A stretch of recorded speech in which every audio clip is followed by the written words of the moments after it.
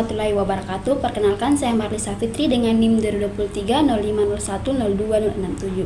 Di sini saya akan mempresentasikan makalah dari kelompok 1 sampai kelompok 4. Baik, kelompok pertama yaitu pengertian dan cakupan hukum perbankan syariah. Yang pertama, pengertian perbankan syariah. Bank syariah adalah lembaga keuangan yang beroperasi berdasarkan prinsip syariah dengan larangan riba dan berorientasi pada keadilan dan bagi hasil. Yang kedua, cakupan hukum perbankan syariah, yang dimana mencakup 3 aspek. Yang pertama, aspek filosofis, kewajiban umat Islam bermuamalah sesuai syariat. Yang kedua, yuridis, adanya dasar hukum seperti undang-undang perbankan syariah dan kewenangan peradilan agama. Yang ketiga, sosiologis, yang dimana bank syariah hadir menjawab kebutuhan masyarakat yang ingin transaksi halal. Cakupan hukum ini mengatur kelembagaan bank, akad-akad, pengawasan syariah, hingga kewenangan pengadilan.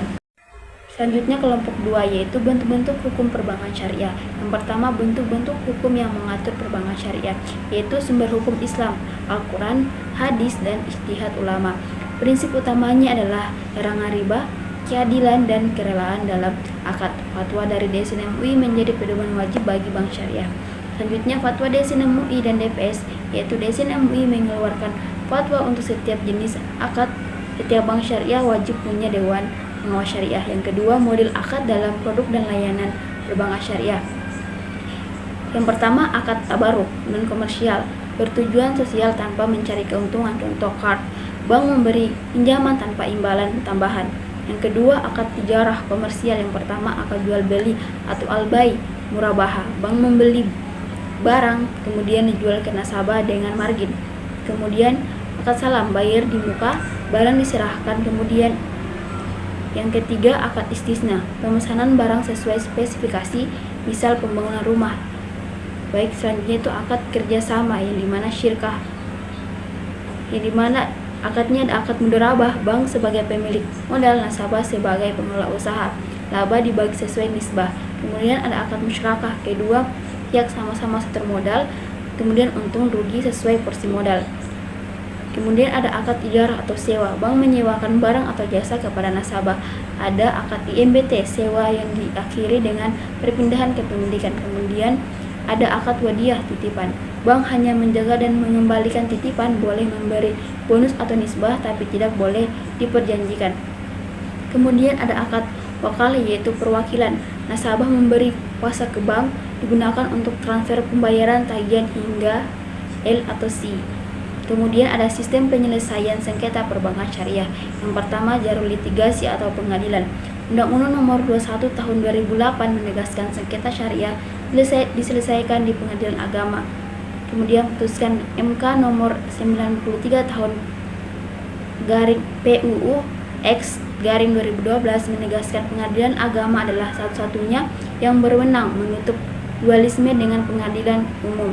Kemudian ada jalur non litigasi, yang dimana musyawarah atau mediasi internal antara bank dan nasabah. Kemudian mediasi OJK, cepat dan sederhana. Arbitrase syariah atau Basarnas, putusannya final dan mengikat serta berbasis syariah. Kemudian ada kepastian hukum, di mana kejelasan kewenangan pengadilan ditambah. Hadirnya opsi non litigasi memberi jaminan perlindungan hak dan keadilan bagi bank maupun nasabah. Nah, yang selanjutnya itu kelompok 3, sumber dana perbankan syariah dan kegiatan usaha. Yang pertama, sumber dana perbankan syariah, yang dimana modal inti core capital, dana modal sendiri dari pemilik atau pemegang saham, yang terdiri dari modal disetor, cadangan laba, dan laba ditahan. Yang kedua, sumber-sumber penghimpun dana. Yang pertama, dana sendiri, penting untuk keberlangsungan bank, yang diatur melalui core capital. Contoh, modal disetor, saham, cadangan, laba ditahan. Kemudian ada dana dari depositor atau nasabah. Yang pertama itu giro atau demand deposit, penarikan kapan saja dengan cek atau biliet giro. Jasa giro kecil, dana murah bagi bank. Selanjutnya yaitu deposito, berjangka, yang dimana penarikan sesuai jatuh tempo, bisa aro atau perpanjangan otomatis, imbal hasil lebih besar dari tabungan dan giro. Selanjutnya ada tabungan, penarikan fleksibel sesuai ketentuan menggunakan buku tabungan atau ATM. Selanjutnya, cara lain penghimpunan dana, yaitu dengan sertifikat deposito, deposit on call, rekening giro terkait tabungan.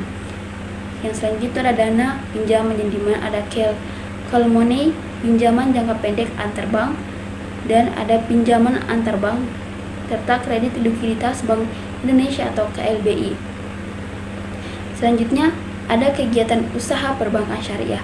Berdasarkan Undang-Undang Nomor 21 Tahun 2008, BUS, UUS, dan BPRS menjalankan kegiatan seperti penghimpunan dana, giro, tabungan, deposito, wadiah, dan mudharabah, penyaluran dana seperti bagi hasil, mudharabah, musyarakah, jual beli, murabahah, salam, dan istisna, sewa seperti ijarah dan IMPT, card, hawalah, pengalihan utang, penempatan dana antar bank, kemudian ada layanan pemindahan dana, jasa perbankan syariah lainnya sesuai persetujuan Bank Indonesia.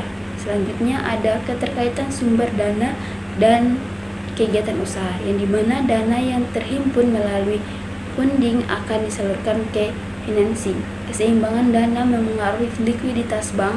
Dana pihak ketiga atau DPK adalah sumber dana terpenting untuk operasional. Selanjutnya yaitu kelompok 4, pengkreditan pada bank konvensional atau syariah. Yang pertama, konsep pengkreditan bank konvensional dan pembiayaan bank syariah. Pada bank konvensional, kredit diberikan berdasarkan perjanjian kredit yang berisi hak dan kewajiban kreditur atau debitur. Menggunakan sistem bunga, perjanjian ini harus memenuhi syarat dan sah menurut KUH Perdata dan memuat berbagai klausul seperti penarikan kredit, batas maksimum kredit, jangka waktu, bunga, anggunan, dan ketentuan asuransi. Sedangkan pada bank syariah, pembiayaan dilakukan dengan akad syariah. Salah satunya akad syirkah, kerjasama modal dengan sistem bagi hasil. Dalam sistem ini keuntungan dan risiko dibagi sesuai kesepakatan. Jika usaha rugi bukan karena kelalaian, bank syariah ikut menanggung risiko. Semua akad menghindari riba, gharar, dan transaksi yang tidak halal. Kemudian selanjutnya perbedaan prinsip dasar konvensional dan syariah. Pada bank konvensional, kredit selalu menggunakan bunga dengan jumlah pembayaran yang tidak bergantung pada kondisi usaha nasabah. Bunga tetap harus dibayar selama jangka waktu yang disepakati. Kemudian pada bank syariah menggunakan akad-akad syariah seperti wadiah, titipan, mudharabah, dan musyarakah bagi hasil. Ada murabahah, salam, istisna atau jual beli, dan ijarah sewa. Setiap akad memiliki mekanisme masing-masing, namun semuanya menghindari riba dan menjunjung prinsip keadilan, transparansi, dan kemitraan. Adapun yang selanjutnya yaitu faktor pertimbangan pemberian kredit atau pembiayaan. Bank konvensional menggunakan analisis 5C, yaitu karakter, yang dimana rekam jejak dan kepribadian nasabah. Adapun yang kedua, capacity, kemampuan membayar. Dan yang ketiga, kapital atau kekuatan modal. Yang keempat, kolateral, anggunan. Adapun yang kelima itu condition of economy, yang dimana kondisi ekonomi dan usaha nasabah. Dan bank juga menilai tujuan penggunaan kredit serta tingkat risiko gagal bayar. Nah, sedangkan kalau bank syariah dia selain menggunakan prinsip analisis kelayakan yang mirip dengan 5C, bank syariah menambah penilaian berdasarkan kesesuaian usaha dengan prinsip syariah, transparansi dan kejujuran nasabah, serta pemilihan akad yang tepat, dan anggunan bila diperlukan tetapi tidak selalu menjadi syarat utama. Nah, adapun yang terakhir itu risiko pengkreditan pada bank konvensional dan syariah. Kedua jenis bank menghadapi risiko yang serupa seperti risiko kredit, risiko pasar, likuiditas, dan operasional. Perbedaannya, bank syariah memiliki tambahan risiko terkait kepatuhan syariah. Pada pembiayaan syirkah, risiko lebih besar karena jika usaha nasabah rugi, secara wajar bank turut menanggung kerugian. Hal ini berbeda dengan bank konvensional yang tetap menagih bunga meskipun usaha debitur tidak berhasil.